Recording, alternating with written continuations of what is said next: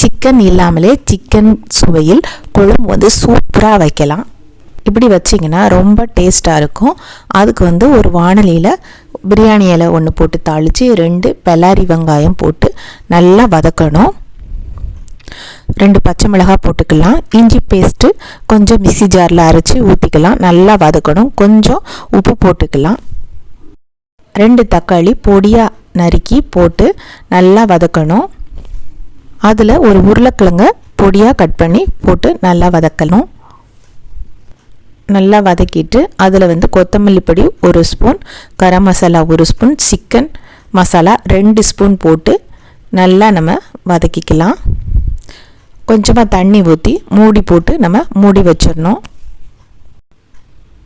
இதில் குழம்பு மிளகாய்த்தூள் ஒரு 2 ஸ்பூன் உங்களுக்கு காரத்துக்கு தகுந்த மாதிரி நீங்கள் போட்டு நல்லா வதக்கிக்கலாம். கொஞ்சமாக தண்ணி ஊற்றி மூடி போட்டு மூடி வச்சு நல்லா கொதிக்க விடணும்.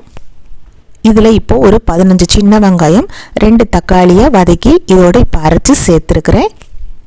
இதில் மீல் மேக்கர் தான் சேர்க்க போகிறோம். நான் பெரிய மீல் மேக்கர் சேர்த்துருக்குறேன். நல்லா கொதிக்கிற தண்ணியில் மீல் மேக்கரை போட்டு அதுக்கப்புறம் அந்த மீல் மேக்கரை வெளியே எடுத்து நல்லா பிழிஞ்சு நறுக்கி இதில் சேர்த்துக்கோங்க. நான் மீல் மேக்கரை நறுக்காமல் அப்படியே சேர்த்துருக்குறேன். சிக்கன் சுவையில் சுட சுட நமக்கு மீல் மேக்கர் குழம்பு ரெடி ஆயிடுச்சு. நீங்களும் ட்ரை பண்ணி பாருங்கள். ரொம்ப டேஸ்ட்டாக இருக்கும்.